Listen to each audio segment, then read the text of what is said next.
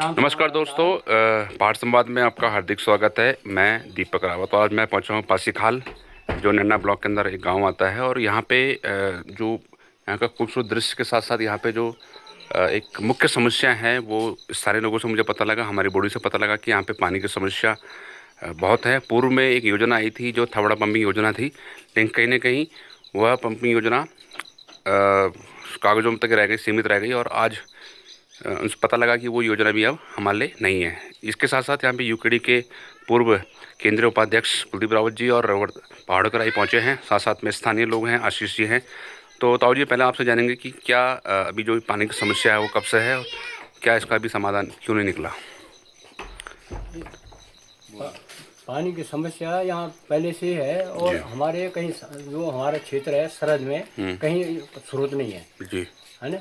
हमको यहाँ उम्मीद बाखल पंप योजना से वो किया था, लेकिन वहाँ से भी नाम कट गया। और ये चेवड़ा पंप योजना में हमने नाम दिया था, उसमें से भी नाम कट गया है जी। और हम मतलब ये डिपार्टमेंट वाले भी और गांव वाले भी, जिनको मतलब ये उम्मीद बाखल वाले हैं, ये हमको भी बार बार ये प्रेशर कर रहे हैं कि हम तुम्हारे पानी का मतलब यहाँ से भी तोड़ रहे हैं। तो हम लोगों को कहीं से भी पानी का वो नहीं है, व्यवस्था नहीं है। तो अभी तो जैसे ताऊ जी थोड़ा सर्दियों का मौसम है, अब इतना बरसात हो रही है तो कई नल नाले जो है वो कहीं अपने नहीं आप। है यहाँ, बिल्कुल मतलब कोई वो नहीं, मतलब वो नहीं है, उसका रिसाव नहीं है पानी का। अच्छा, हाँ, तो यहाँ जो अगर कितनी भी बारिश हो जाए, एक दिन रुकेगा थोड़ा सा, तो बाकी कहीं मतलब सब ठीक है। आशीष जी, आप एक युवा यहाँ पे गांव में रहते हैं, आपका परिवार है, आपने भी बहुत टाइम से देखा होगा कि आपने भी भरपूर प्रयास किया होगा, जितने भी जनप्रतिनिधि या अपने माध्यम से प्रयास किया होगा। तो ऐसे कौन से कारण रहे कि पानी की समस्या अभी तक नहीं रोक पाए? कारण वो क्या बोले, अब कुछ राजनीतिक कारण हैं और कुछ अपने ही भाई बंधु जो होते हैं, मतलब वो खराब होते हैं ना। और दूसरे में ऐसा था कि पहले हमको ये उम्मीद बाखल पंपिंग योजना से पानी का लाभ मिलता था, जैसे ही मिलता था पर मिलता था। अब वहाँ से हमको वो दिया गया कि आपका नाम चैबाड़ा पंपिंग योजना में है, और ना हमारा नाम वहाँ चढ़ा, ना हमको वहाँ से भी काट दिया, वहाँ चढ़ा भी नहीं। और वर्तमान में जितना भी जो है पानी आ रहा है, तो ये मतलब जो है कि ये लड़ाई के दम पे आ रहा है, मतलब एक अपने उस पे उस पे आ रहा है ये पानी। हम ये कर देंगे, हम ये कर देंगे, वो कर देंगे, नहीं तो हमारा ये पानी कब बंद हो जाता। ये जरा हमने डरा के धमका कि हमको तब तक पानी देना पड़ेगा जब तक हमको कोई योजना नहीं मिलती। और दूसरी बात, यहाँ पे कोई स्रोत नहीं है। अगर कोई स्रोत होता तो हम थोड़ा बहुत अपने प्रधान के बजट से थोड़ा बहुत कहीं से लगा के वो करते, पर यहाँ पे कहीं स्रोत नहीं है जी। अब हमारे पास कोई स्रोत नहीं है। थोड़ा इनको हमारी आवाज़ सुननी चाहिए, पर सब आते हैं और आश्वासन दे के चले जाते हैं कि आएगा आएगा बस। तो कहीं ना कहीं आश्वासन के भरोसे ही यहाँ की जनता भरोसा बनाया हुआ है। लेकिन वहीं अगर मैं बात करूँ, जिस तरह विधायक जी कहते हैं कि हर जगह जल हर घर नल के नारा देते हैं, और मैंने रोड की भी हालत देखी थी, रोड का हालत भी आपने देखी होगी। रोड की हालत तो इतनी बुरी है कि हमारे लिए मतलब जो है कि मिट्टी भी जानलेवा है, हो चुकी है। अब जब तक वो सुविधा नहीं है, जानलेवा है। जी, जब तक इस पे जो है कोई बड़ा हादसा, मतलब ये जो है किसी बड़े हादसे को वो दे रही है। जी, आपने देखा होगा कितने गड्ढे हो रखे हैं, गहरे गहरे गड्ढे हो रखे हैं। ठीक है, ठीक है। मतलब एक जो है कि मिट्टी भी खो गई हमारे लिए, और मिट्टी भी नहीं डालते हैं इस रोड पे हमारे साथ। थोड़ा ये पेयजल के संबंध में सरकार का क्या कानून है, कैसा है। अब यहाँ पर एक डांडा तोलियो सौड़ के नाम से वहाँ पर जल स्रोत है जी। उस जल स्रोत वही हमारा मतलब वैसे पैतृक पानी है। उस जो है सुरंग के अंदर ऐसे बह रहा है, क्या उस स्रोत से योजना नहीं चल सकती है? हैं? क्या है कानून, मतलब उसका हिंदुस्तान का या उत्तराखंड का, जी, जो कि उस पानी को मतलब इधर उधर डिस्ट्रीब्यूशन नहीं कर रहे। ठीक है, ये रिकॉर्ड में चला गया और हम कोशिश करें जो भी इसको ये वीडियो मान जो भी विधायक जी है या अन्य जनप्रतिनिधियों तक पहुँचे, यहाँ के जेई सेक्शन तक पहुँचे और इस पर कार्रवाई हो। हम बहरहाल हमारे साथ कुलदीप रावत जी, यूकेडी के पूर्व केंद्रीय उपाध्यक्ष कुलदीप, जो पहाड़ोकराई से यहाँ पहुँचे हैं। कल आपका एक आयोजन था मुंगरी कौथिक, उसके साथ साथ जो यहाँ की मूलभूत सुविधाएं हैं, जैसे भाई साहब ने कहा कि पानी की समस्या है, कई दिनों से प्रयास करें, आप भी हर समय प्रयास किया था, लेकिन ऐसे मूलभूत कौन से कारण रहे कि आज तक इन लोगों के पानी की समस्या से जुड़ना पड़ रहा है?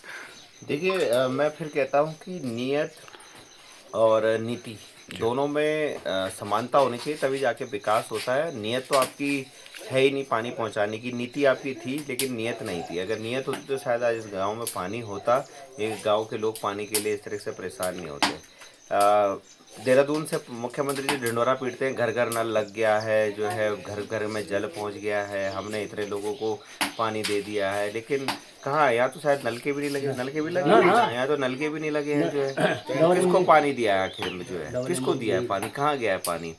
और जहाँ पानी कुछ आ भी रहा होगा तो वो उनके ही अपने स्रोतों से आ रहा है, कोई पंपिंग योजना का पानी नहीं आ रहा। ज़्यादातर गाँव में उन्हीं के स्रोतों से जोड़ दिया गया, ना कोई टंकी बनाई गई, बस स्रोतों से डायरेक्ट कनेक्शन जोड़ दिया गया है। तो नीति थी, अच्छी नीति थी कि घर घर जल पहुंचाना है, अच्छी नीति थी, लेकिन नीयत सही नहीं थी। नीयत थी अपने ठेकेदारों को फ़ायदा पहुंचाना। तो ठेकेदारों के नाम पर से लूट मचाई गई, घर घर नल घर घर जल योजना के नाम पर, और आज ये लोग परेशान हैं। इनको बोला जाता है थवड़ा पंपिंग योजना इनके लिए है, लेकिन इन लोगों को ये नहीं पता कि इनके लिए है ही नहीं वो योजना, जबकि इन गाँव के लोगों ने असली मेहनत करी उस पंपिंग योजना के लिए। लेकिन जब हमने बात करी आगे JEI से बात करी तो पता लगा इस गाँव के लोगों के लिए वो योजना है ही नहीं। सबसे बड़े भ्रम में ये लोग ये जी रहे थे, तो वो भ्रम तो दूर हो गया। लेकिन फिर भी अब सरकार और जो यहाँ के वर्तमान विधायक है वो संज्ञान लें। कुछ 6-1 महीने का कार्यकाल उनका बचा है, 6 महीने के कार्यकाल में शायद अपनी इज्जत इस गांव में बचा सकते हैं, तो बचा लीजिए पानी पहुंचा के, मैं तो यही कहूँगा।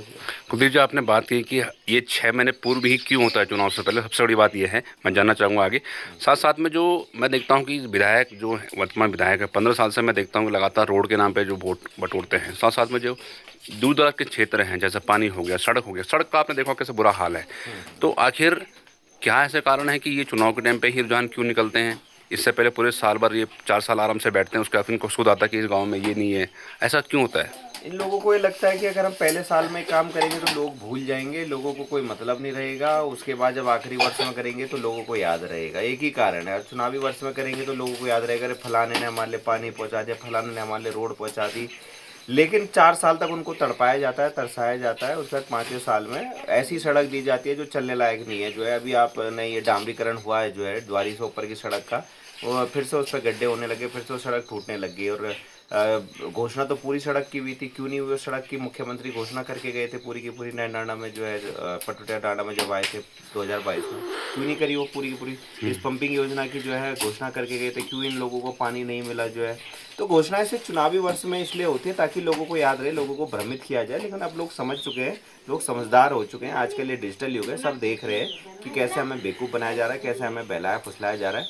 अरे आपको अगर जनसेवा करनी है तो 5 साल की पूरी जनसेवा करके दिखाइए, थोड़ा ना कि चुनावी वर्ष में जनसेवा करनी है। तो ये जनसेवा नहीं है, ये जनता को बेवकूफ़ बनाने की सेवा है। और निश्चित तौर पर इस बार जनता इनको जवाब जरूर देगी। बिल्कुल।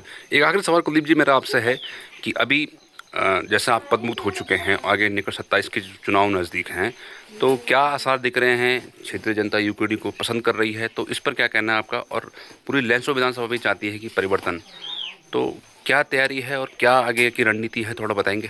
देखिए, हम पे ना धन है ना हम पे संसाधन है। हम तो बस गांव से गांव टू गांव जा रहे, डोर टू डोर जा रहे, ना कोई ऐसा बड़ा संगठन है। मैं साफ और स्पष्ट कहता हूँ, हम जो भी है वो सिर्फ जनबल के आधार पे जा रहे हैं। लोगों के घरों घरों में जा रहे हैं, डोर टू डोर जा रहे हैं, घर घर तक जा रहे हैं। लोगों का प्यार, हमें समर्थन मिल रहा है। लोग हर तरीके से हमें सपोर्ट कर रहे हैं। कोई अपने घर में खाना खिला रहा है, कोई साथ में इधर उधर जाने के लिए अपने जो दुकानें हैं या घर बार छोड़ के हमारे साथ में आ रहा है।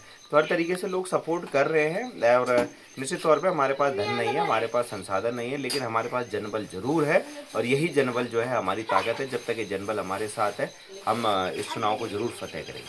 बहुत बहुत धन्यवाद। तो ये थे कुलदीप राव, पूर्व केंद्रीय यूपी